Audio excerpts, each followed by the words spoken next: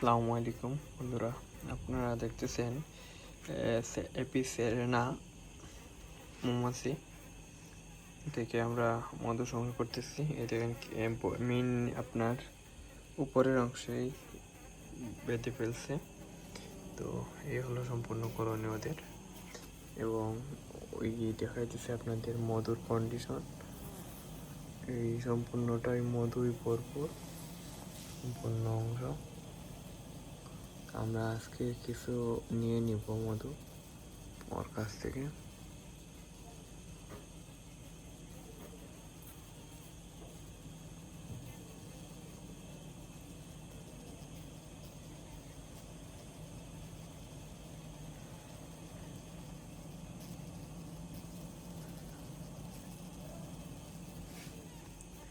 এই দেখেন আমার হাত একদম কোনো সেফটি ছাড়া আসছি।